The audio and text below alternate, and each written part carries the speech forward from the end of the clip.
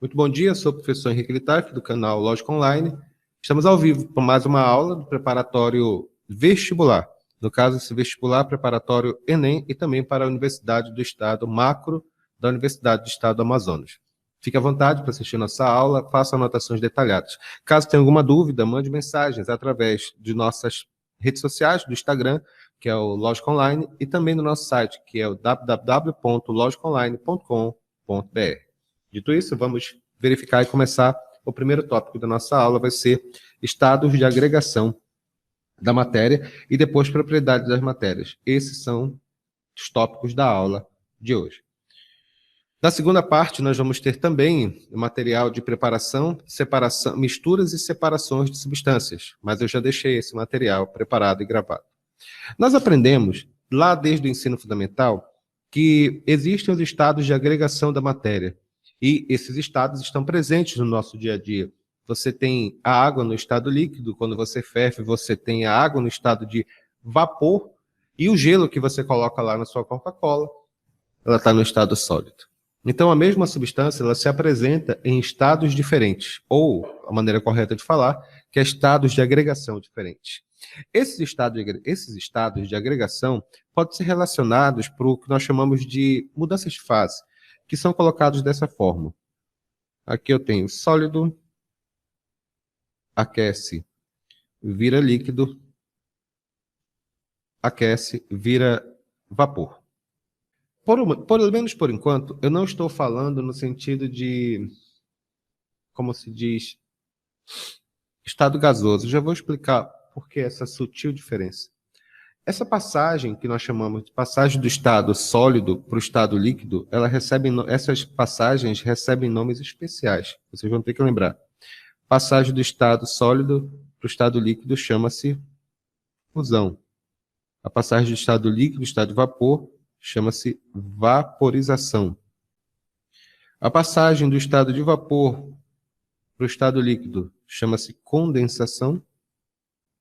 E a passagem do estado líquido para o sólido chama-se solidificação. É importante lembrar que eu tenho uma passagem direta do estado sólido para o estado de vapor. O estado sólido para o estado de vapor chama-se sublimação. E, é claro, do estado de vapor para o estado sólido, eu tenho a ressublimação. Dados esses daqui, fica mais fácil a gente entender uma série de transformações de agregação da matéria. E a primeira que nós vamos verificar agora são os chamados pontos de fusão e pontos de ebulição. Vamos recapitular, que isso aqui a gente aprendeu aqui bem simples. Os estados de agregação básico da matéria, quais são?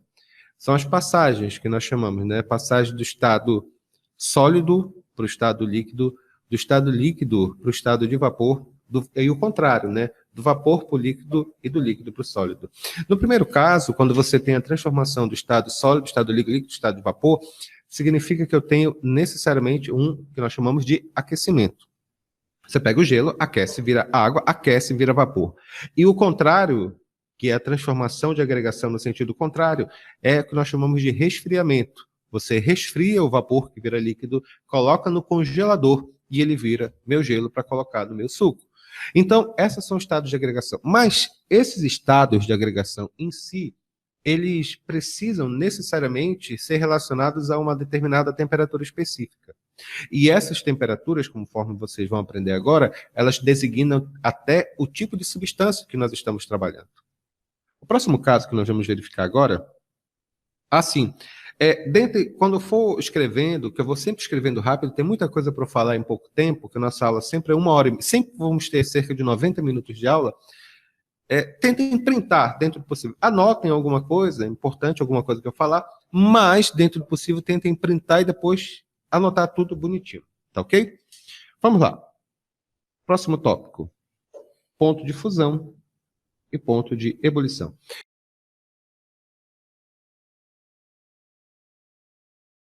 Ponto de fusão e ponto de ebulição. A matéria, ela sofre grande variação de temperatura quando absorve ela calor do ambiente ou quando ela cede calor ao ambiente. Porém, tem determinados tipos de matéria que, quando altera a sua temperatura, não há variação do seu estado de agregação. Como, por exemplo, quando você pega a sua água para fazer um chá, você aquece essa água da temperatura ambiente, digamos que a temperatura ambiente da água. Vamos pensar que, normalmente estou usando como exemplo a água, porque a água é um líquido que nós conhecemos muito bem seu comportamento. Desde criança nós sabemos como ela se comporta. Então, ela é uma boa referência para a gente aprender essas passagens de estado de agregação. Mas que é muito importante lembrar que essas transformações ocorrem com todas as substâncias que existem na natureza. Até uma pedra. Uma pedra ela pode virar líquido, uma pedra ela pode virar gás. Vocês já viram pedra no estado líquido? É a lava do vulcão.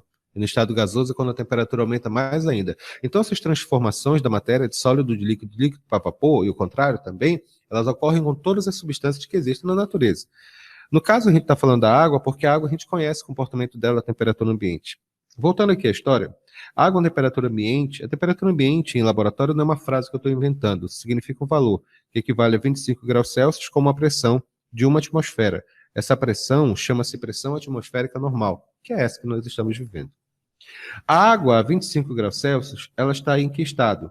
Ela está no estado líquido. O interessante é que tem uma grande margem até que a água se transforme, por exemplo, no estado gasoso. Você pode, para fazer um chá de hortelã, você pode aquecer uma água, uma temperatura, por exemplo, de 70 graus Celsius. Ela vai ficar bem quente, mas ainda vai estar em que estado? Vai estar no estado líquido. Então, existem limites que, conforme você vai aumentando a temperatura, a água ela vai começar, no caso específico, ela vai começar a entrar em ebulição. Ou que nós dizemos vai começar a ferver e vai começar a evaporar. Esses pontos, tanto do contrário, quando você vai congelar a água, quanto você vai ferver a água, são chamados pontos de limites de fase.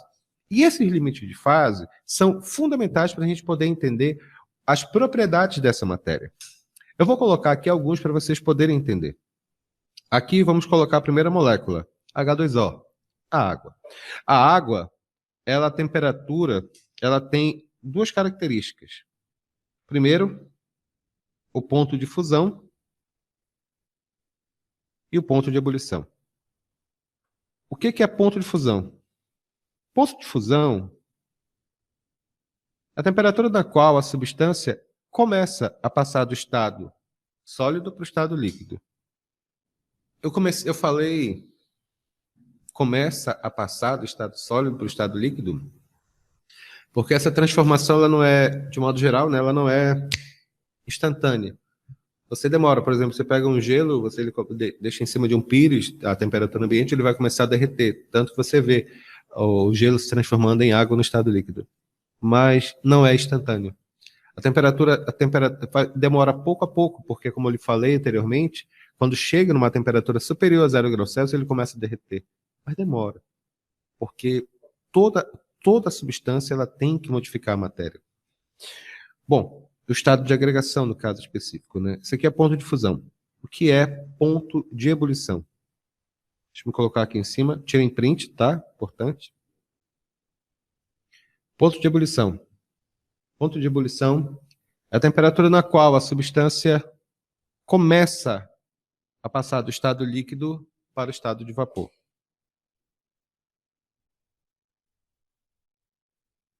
Começa a passar do estado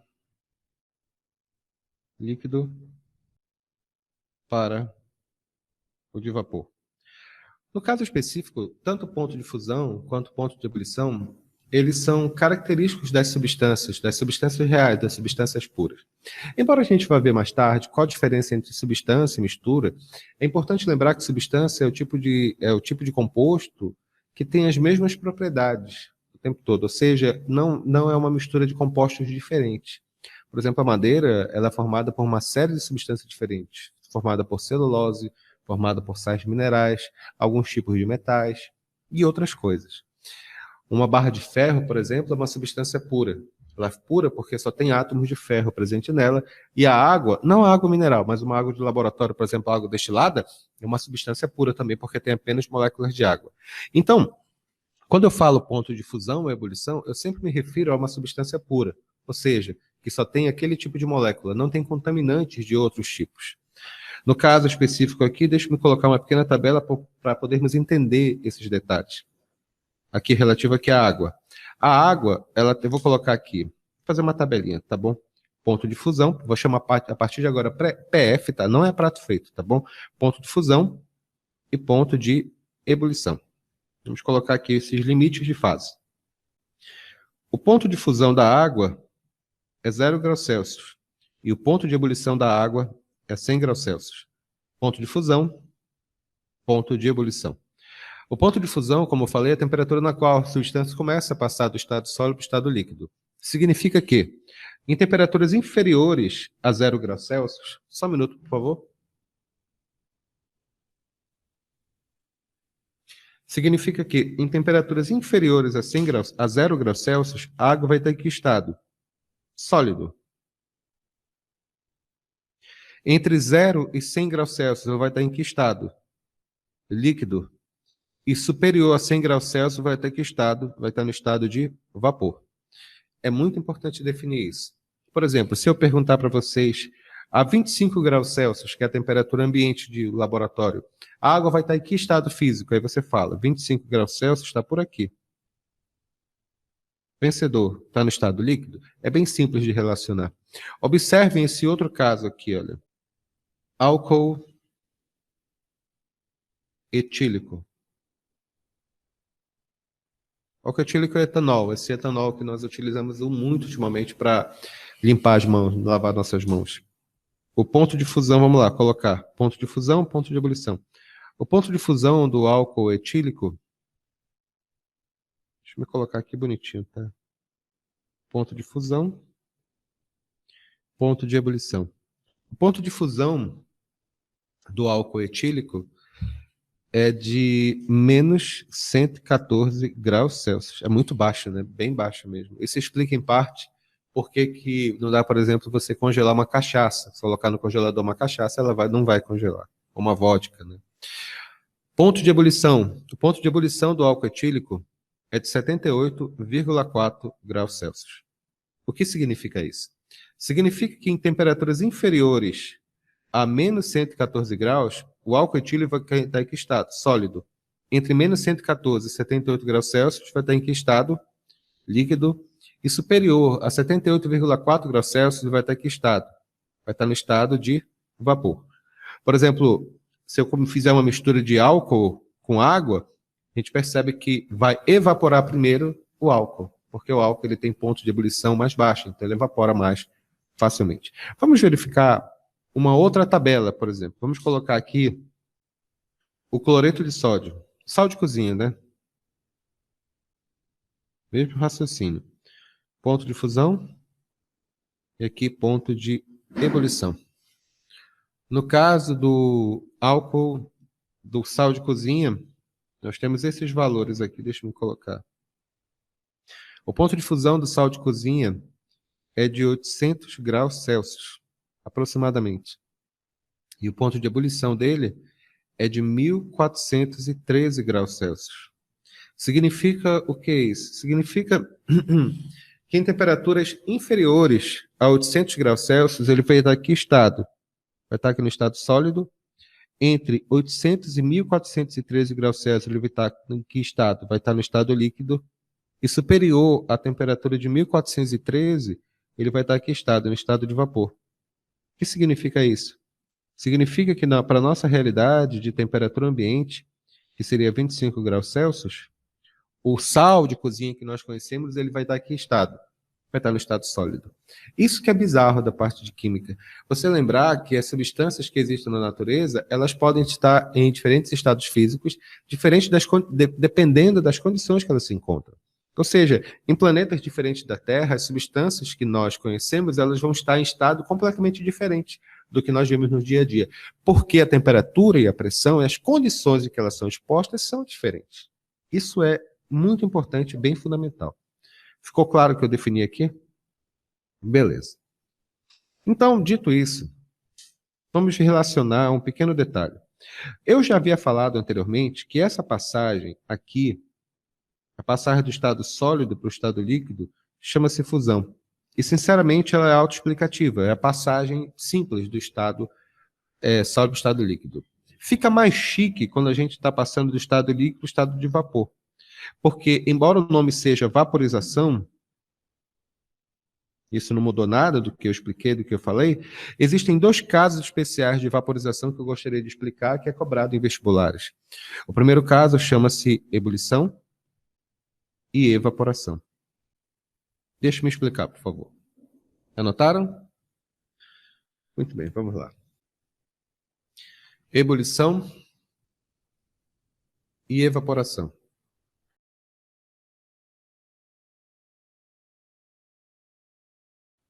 A ebulição e a evaporação são tipos de vaporização. No primeiro caso, na verdade, eu quero explicar primeiro o que é evaporação. A definição clássica de evaporação aqui é a seguinte: evaporação é a passagem do estado líquido para o estado gasoso, perdão, do estado líquido para o estado de vapor à temperatura ambiente. É importante a gente lembrar isso, porque você sabe porque agora há pouco eu falei que a passagem do estado líquido do estado gasoso ocorre no que nós chamamos de ponto de ebulição. O ponto de ebulição da água, como vocês já sabem, desde o ensino médio, do ensino fundamental, é de 100 graus Celsius. Mas, quando eu coloco uma água na calçada, vou lavar minha calçada e jogo com água, né? Ou então, quando eu coloco minha roupa para secar no varal, você percebe que elas acabam secando, porque a água que está presente nessas situações, nós até usamos o termo, né? Ela evapora, ela seca, né?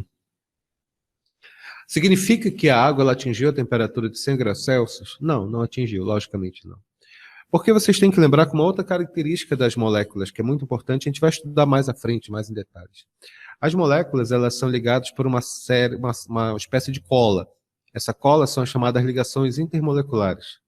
A pressão atmosférica, a velocidade do vento e outros fatores que existem no ambiente, são eles que fazem a água se desagregar. As moléculas, elas ficam juntas, mas conforme esses conceitos eles vão acontecendo, elas vão se separando. Por exemplo, quando o vento bate, o que acontece? Ele diminui a pressão em cima dessa roupa, então ela começa a evaporar mais facilmente. Então, a evaporação, essa passagem que ocorre aí do estado líquido para o estado gasoso, acontece em algumas espécies de matéria, ou pelo menos algumas que podem ser ligações mais frágeis. Eu falei para vocês que o processo de evaporação é muito comum na água. Não tão comum, né? Porque a água evapora, mas não evapora tão bem, né?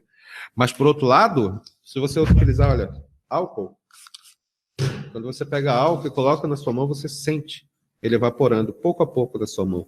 A acetona que você utiliza para tirar o esmalte dos dedos, também ela evapora muito facilmente. Essas substâncias, elas são o que nós chamamos de substâncias voláteis.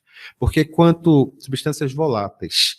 Porque quanto menor o ponto de fusão e ebulição delas, mais fracas as ligações, então elas evaporam mais facilmente. Então, esse é o fenômeno de evaporação. Existe um outro fenômeno chamado de ebulição.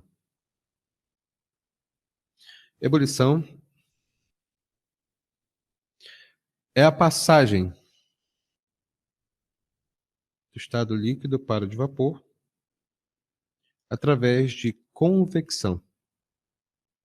Eu vou colocar aqui uma palavra para vocês lembrarem também com respeito ao fenômeno de ebulição, porque a ebulição acontece nos líquidos, né? E essa ebulição, pelo menos a maneira como nós identificamos ela, é sempre através da formação de bolhas. O que acontece, na verdade, é fascinante. Deixa eu me explicar aqui para vocês. Imaginemos uma panela com água. Vamos encher nossa panela aqui com água. Quando você inicia o aquecimento,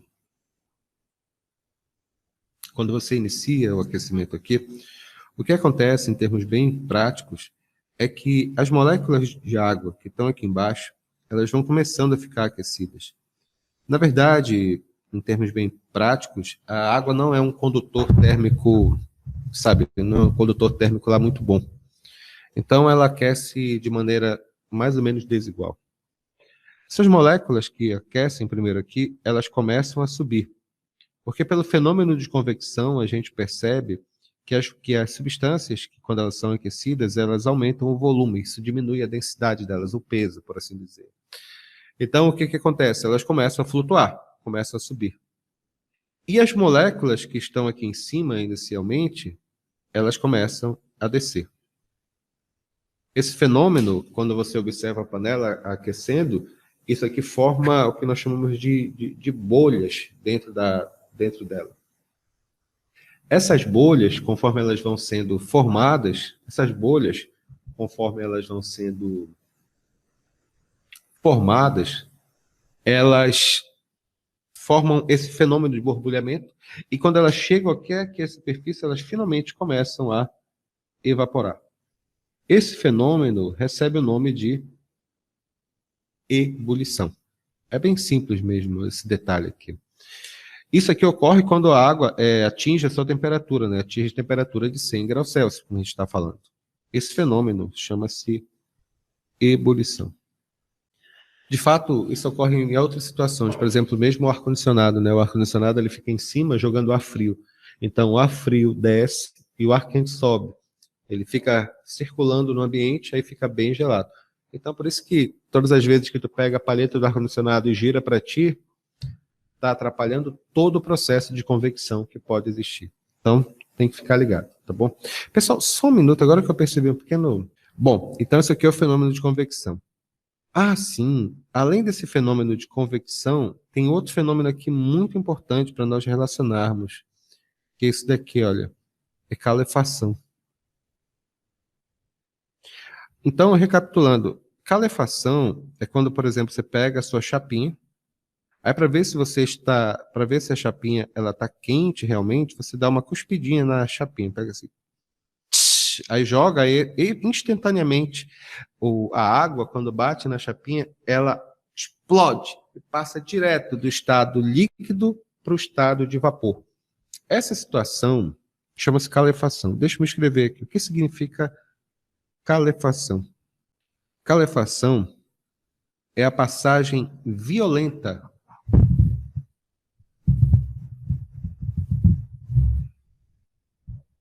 Calefação é a passagem violenta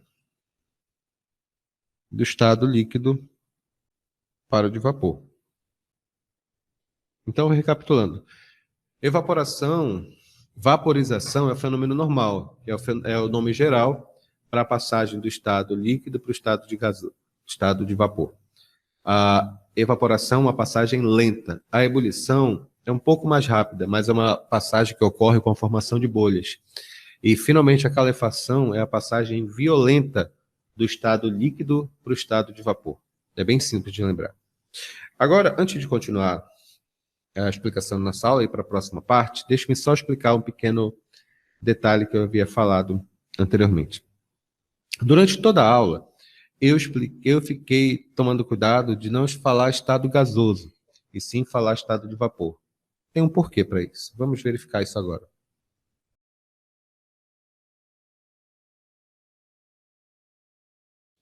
Diferença entre vapor e gás. Eu talvez tenha tido um estranhamento conforme eu estava explicando isso daqui. Mas a verdade é que existe uma diferença científica entre a palavra vapor e entre a palavra gás. Vocês sabem, por exemplo, que quase todos os gases, não necessariamente modificando a temperatura, mas modificando até a pressão, ele pode se transformar, por exemplo, em líquido. Um exemplo bem simples que eu coloco para vocês é o GLP, aquele botijão de gás. GLP. GLP é o gás que é feito de petróleo, que é o gás de cozinha. O gás de cozinha, dentro daquela botija, ela está no estado líquida. Por isso que o nome é GLP, gás que é feito de petróleo. Por que isso ocorre? Porque o gás está em altíssima pressão dentro daquele recipiente. E isso é a parte legal. Porque quando você altera a pressão de uma substância, você pode modificar o estado físico dela. Por exemplo, aquele gás está na temperatura ambiente. Ele deveria ser gás, mas dentro daquela botija ele está no estado líquido. Ele só se torna gás de novo quando você quando você abre a válvula, ele vira gás, você acende para tacar fogo para fazer o feijão. Então, essa é a diferença fundamental. Existe um negócio que nós chamamos de pressão crítica e temperatura crítica, que futuramente nós vamos estudar mais detalhadamente dentro de soluções. Em resumo, ele fala, esse conceito teórico diz que existem substâncias que não importa qual pressão, qual aumento de pressão e temperatura tu faça, ela continua sendo gás nas condições que ela é gás. Ou seja, se você pega um gás e quando você aumenta a pressão dele, ele se transforma em líquido, ele não é exatamente um gás ideal, ou pelo menos um gás fisicamente falando. Ele é vapor. Então, gás é um caso muito específico, tanto que nós, mais tarde, vamos estudar o que nós chamamos de gases ideais, ou gases perfeitos.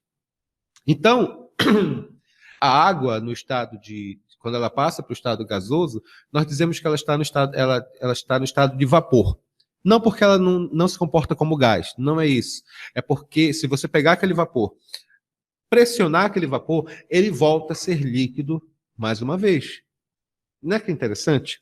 Então, dito isso daqui, nós falamos de vapor porque quando a diferença é que gás... Qual a definição de gás? Deixa eu colocar aqui. Eu vou colocar a parte resumida, tá, para você, só para lembrar mesmo. O gás é a substância que não altera seu estado de agregação ao sofrer variação de pressão ou temperatura.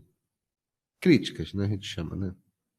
Então é um caso bem especial. Então, a partir de agora, embora não seja incorreto falar estado gasoso, o correto nas provas que vai ser cobrado de vocês é estado de vapor.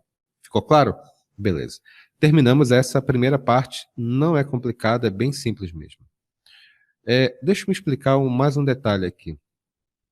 Nós verificamos as passagens de fusão, eu expliquei rapidamente. O caso de evaporação, agora nós vamos ver o contrário, tá bom? Nós vamos ver o caso especial, chamado sublimação. Vamos ver agora.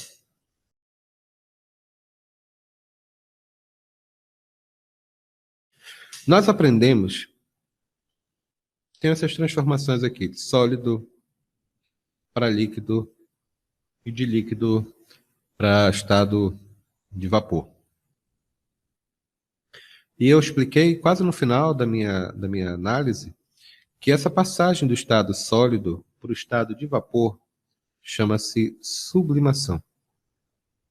É bem interessante, na verdade, a substância passar direto do estado sólido para o estado de vapor, evaporar.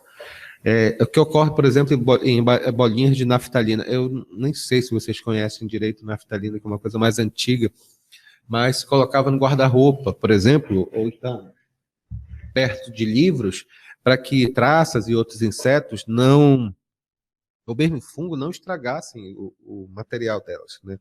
Então, isso é o que nós chamamos de naftalina. Naftalina é uma substância que ela passa direto do estado líquido, do estado sólido, do estado de vapor.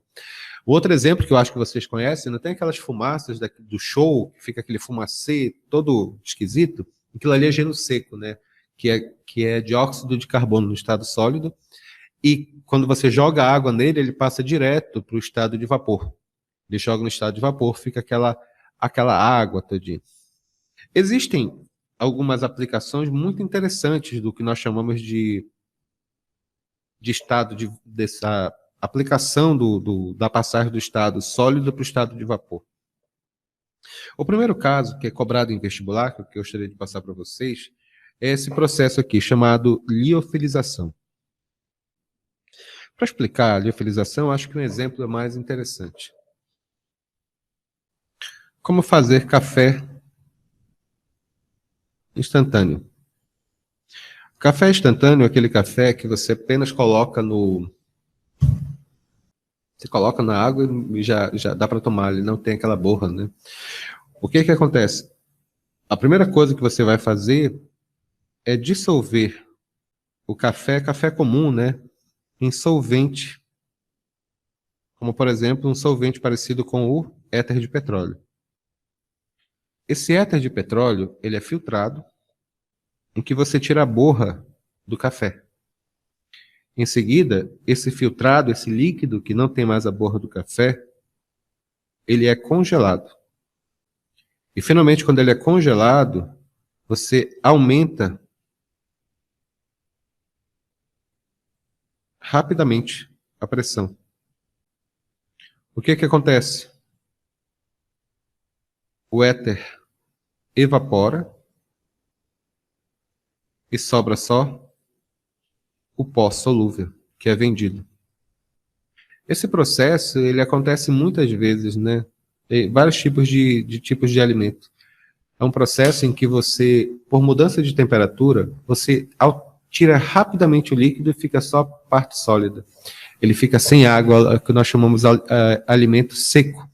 Então, esse tipo de processo ele é fundamental dentro da indústria, que é um processo também de sublimação. Só que, ao invés de ser por temperatura, é por aumento de pressão ou diminuição de pressão, dependendo do caso. Esse processo denomina-se liofilização. Deixa eu me escrever aqui embaixo. Liofilização é o processo de sublimação que ocorre com variação de pressão. Ou seja, passagem do estado sólido para estado líquido. Muito bonito, né? Isso aqui terminamos a primeira parte. Agora, vamos verificar a segunda parte, que é propriedades da matéria e como aplicá-las nas nossas questões de vestibular, tá bem? Vamos lá agora.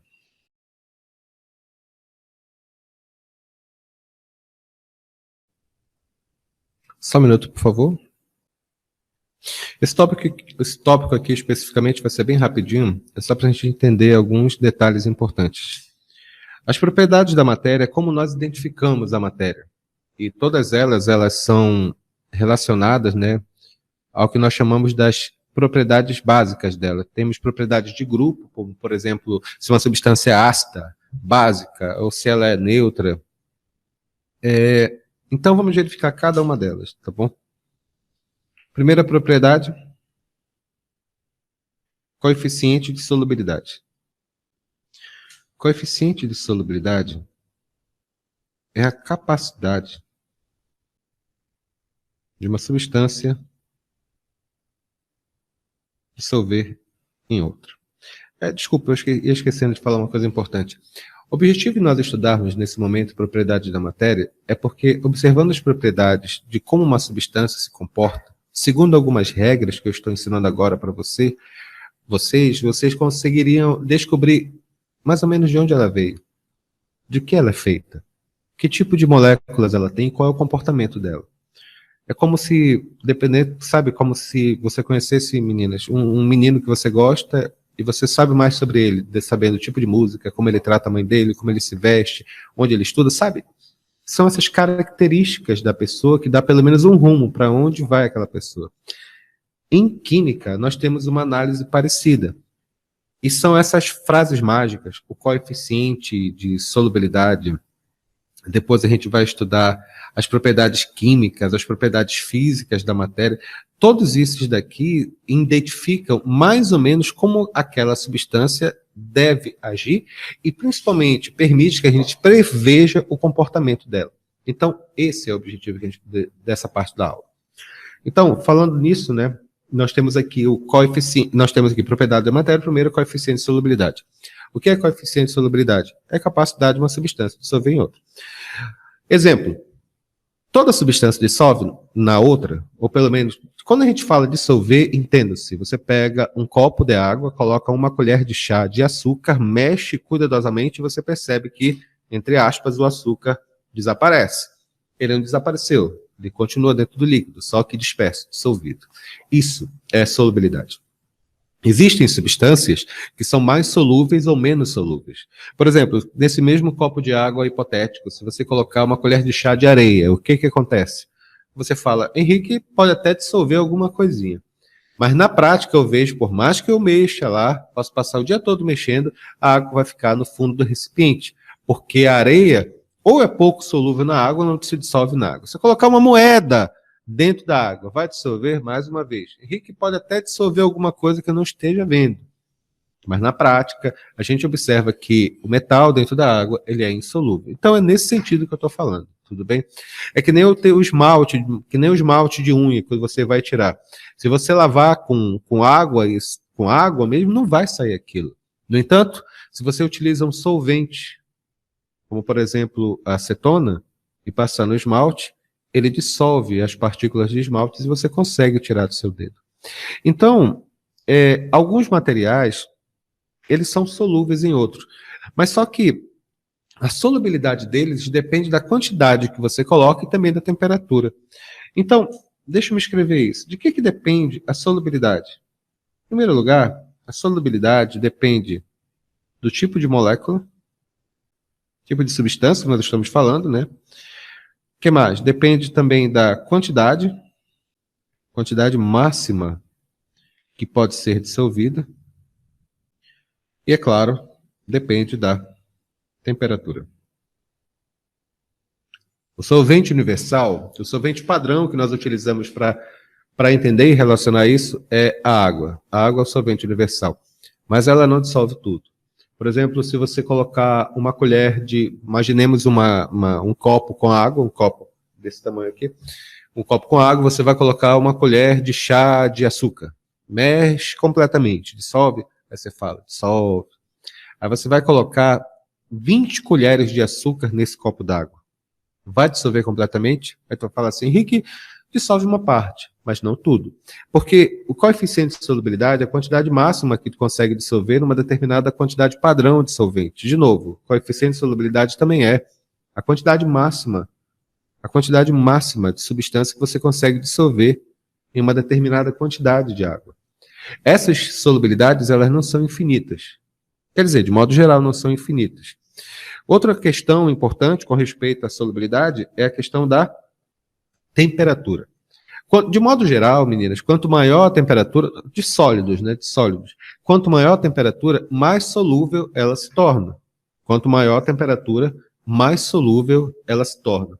Um exemplo comum que eu sempre gosto de usar é, por exemplo, para fazer um copo de leite em pó. Para fazer um copo de leite em pó, é mais fácil bater o leite e dissolver na água quente ou na água gelada? Aí tu fala, Henrique, na água quente, né?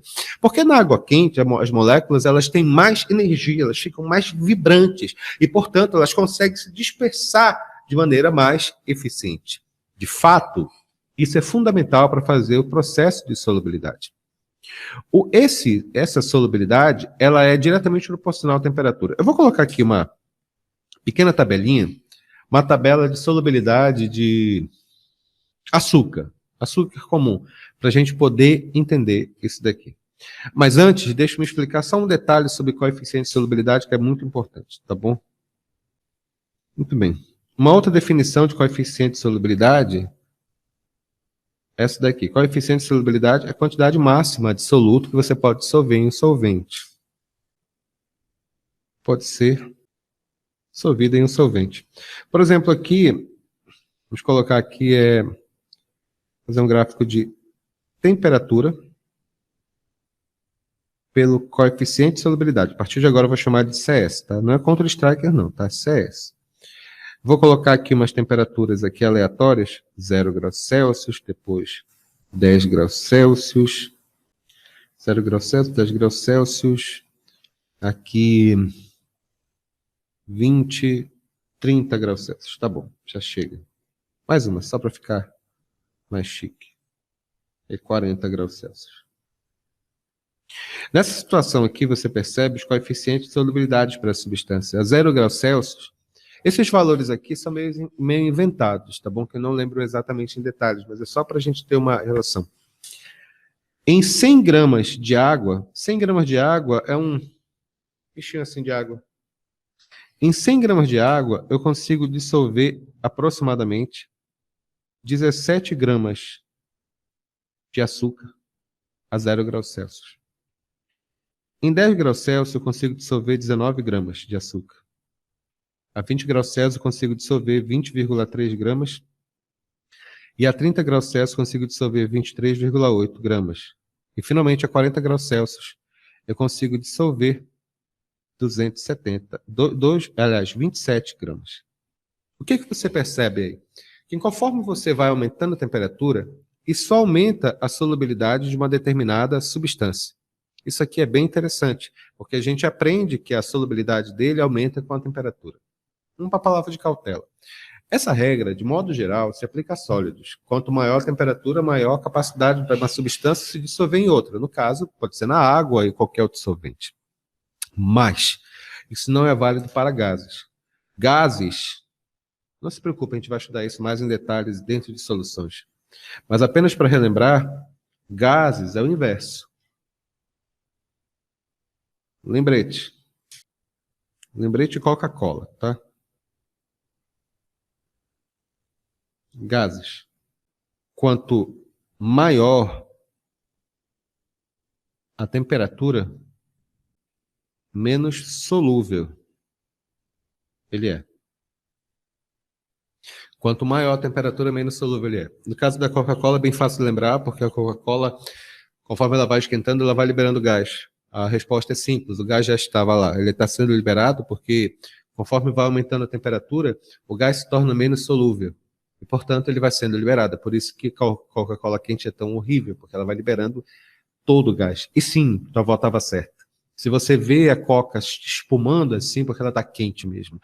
Ela está tão quente que está liberando o gás que está dentro dela.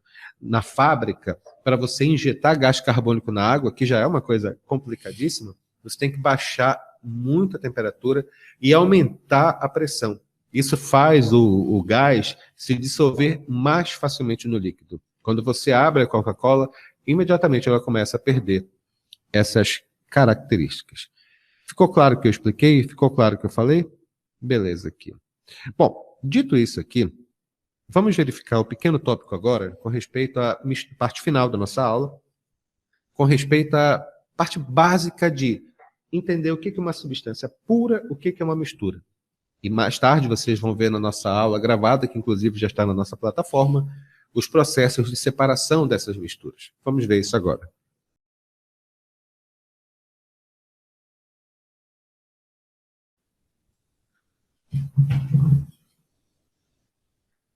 Só um minuto, por favor, ministro. Já continuando aqui.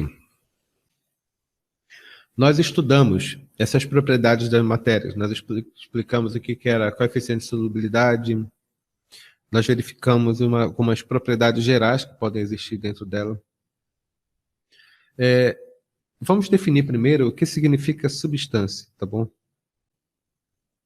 Um material é uma quantidade limitada de matéria, que é algo que possui massa, densidade e ocupa lugar no espaço. Esse material é uma substância quando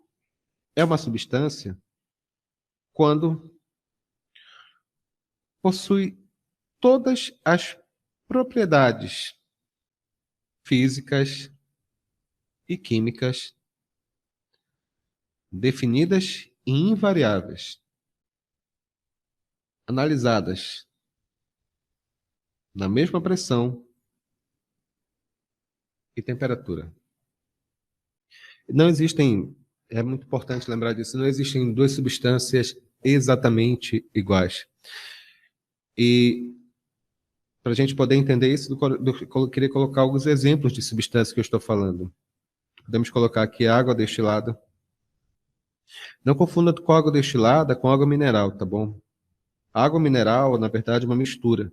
Porque substância pura, que é o que nós estamos analisando agora, é o tipo de substância, é o tipo de material que contém as mesmas características, é o mesmo tipo de molécula, é o mesmo tipo de átomo. Eles não têm mistura de átomos de outras substâncias. Por exemplo, a água destilada é uma substância pura. Por que ela é uma substância pura? Porque só tem moléculas de água presente nela. Água mineral não é uma substância pura. Água mineral tem gases dissolvidos. Olha o nome, mineral, tem sais minerais dissolvidos. Então ela não é uma substância pura, uma mistura. Água pura, quando a gente fala em português, significa água potável, mas não tem sentido químico. O sentido químico é errado, tá bom? O sentido químico de água pura significa um sistema que tem apenas moléculas de água. Muito importante lembrar disso. Outra coisa é o oxigênio. Aquele oxigênio que foi utilizado nos hospitais, aquilo não é ar, tá, pessoal? É oxigênio. O oxigênio, ele é retirado do ar. É um processo bem complicadinho, gasta bastante energia, por isso que precisa de usina para produzir oxigênio. Gás carbônico, uma barra de ferro. E aqui, o ouro. Ouro puro, né? Todos eles são chamados que nós chamamos de substâncias puras. E por que que isso é interessante? Porque essas substâncias são denominadas substâncias puras não só por essas características, que elas têm o mesmo tipo de molécula, mas por causa do tipo de identificação que podemos fazer delas. A primeira identificação, para definir o que é substância pura, tem a ver com seu ponto de fusão e seus pontos de ebulição. Deixe-me mostrar isso para vocês. E a partir de agora não pisquem, porque esse material, ele sempre é cobrado no vestibular.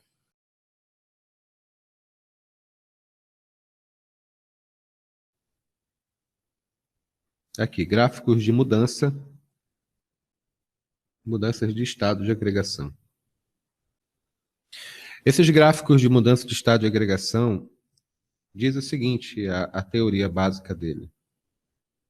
Uma substância pura, para ser substância pura, ou seja, um único tipo de molécula em toda a sua extensão, ela possui pontos de fusão e ebulição constantes. Que fique claro o que eu falei. Eu falei ponto de fusão e ponto de ebulição constante. Deixa eu colocar os gráficos aqui para vocês, para a gente poder entender isso mais detalhadamente. O primeiro gráfico que eu vou colocar é um gráfico de aquecimento, que é mais simples, né, para a gente relacionar. E como exemplo, eu vou colocar aquecimento da água. Porque a água, bom, a gente já sabe os pontos de fusão e ebulição dela, então fica mais fácil a gente relacionar e colocar. A água, vamos colocar aqui no gráfico de temperatura, aqui pelo tempo de aquecimento. A princípio, vou colocar aqui a água a menos 20 graus Celsius e vou querer chegar a água a 120 graus Celsius, tá bom? Vamos fazer as transformações? Vamos lá. No primeiro caso aqui, a água está em que estado? Estado sólido. Não esqueça que daquilo que a gente já estudou anteriormente, tá bom? Isso aqui é ponto de fusão, ponto de ebulição da água, água pura. Aqui é 0 graus Celsius, aqui é quanto? 100 graus Celsius. Qualquer coisa abaixo de 0 graus Celsius tem que estado? Está em estado sólido. Entre 0 e 100 tem que estado? Estado líquido. E acima de 100 graus Celsius está em que estado? No estado de vapor. No caso aqui, vamos começar a menos 20 graus Celsius. A menos 20 graus Celsius, a água está no estado sólido. Então, o que acontece? Ela vai aumentar a temperatura dela até chegar a 0 graus Celsius. 0 aqui, né? Aí, o que acontece? Deixa eu mudar essa cor, que está diferente. Ela chega bem aqui.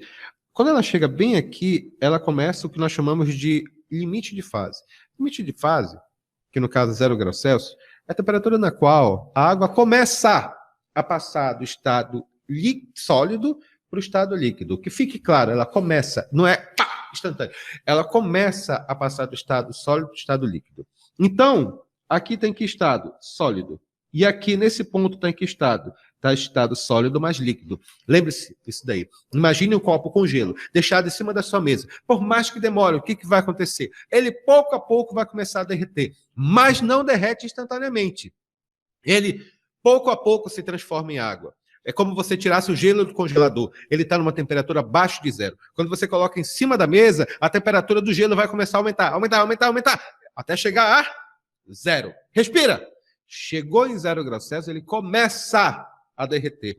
E esse começa a derreter, esse patamar que eu estou escrevendo aqui. E conforme ele vai derretendo, eu vou ter uma mistura de gelo com água.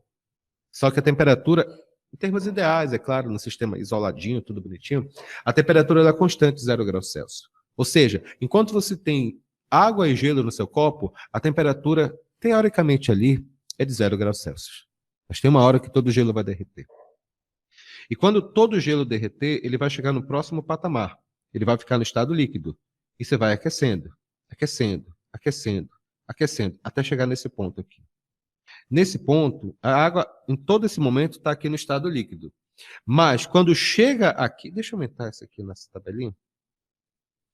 Então, o que acontece aqui? O que acontece quando chega a 100 graus Celsius, a água começa o quê? Começa a ferver. Lembre-se da panela com água. A panela com água, ela começa a borbulhar. Quando a água começa a borbulhar, a temperatura ali é de 100 graus Celsius. Pode pegar um termômetro, se você tiver algum termômetro desse tipo, pode medir. A temperatura vai ser de 100 graus Celsius. E enquanto toda a água não evaporar, não importa o quanto você aumente o fogo, a temperatura ela não vai ficar mais alta. Fala isso para sua avó, tá? Que ela gosta de colocar, aumenta o fogo do feijão. Não, depois que começou a ferver, a temperatura era constante. E só se você aumentar o calor, só vai evaporar mais rápido. Mas a temperatura da água, ela não irá se alterar.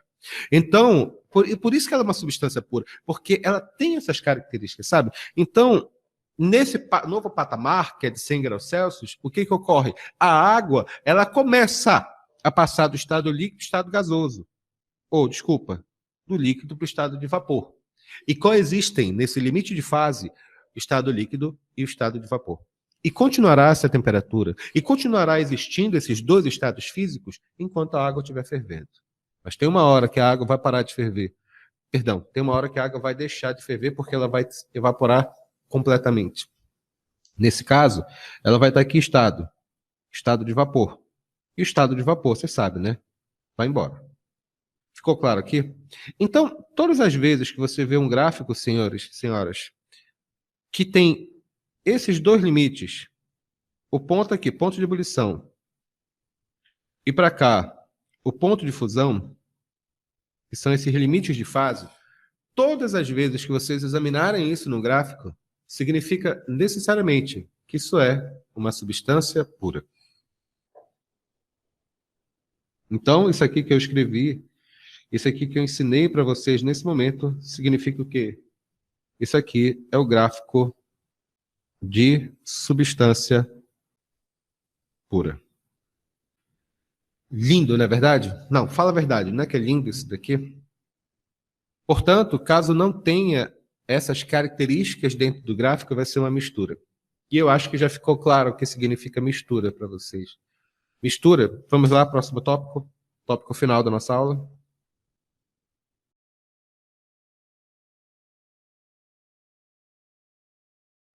O que são misturas?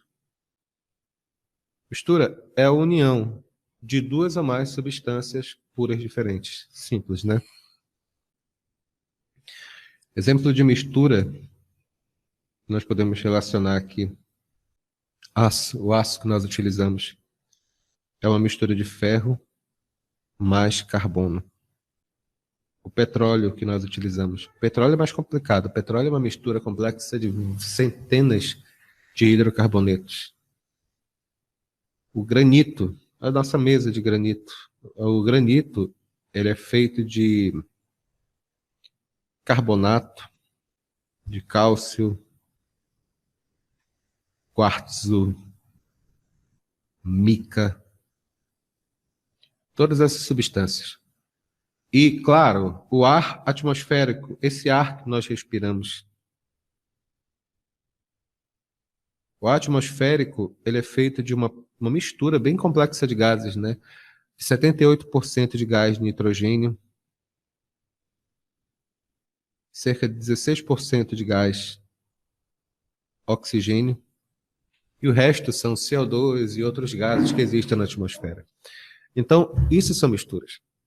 E pelo fato de eles serem misturas, o comportamento físico-químico deles, ou seja, o ponto de fusão e ebulição, ele não vai dar aqueles patamares perfeitos, paralelos ao eixo X, conforme a gente já colocou.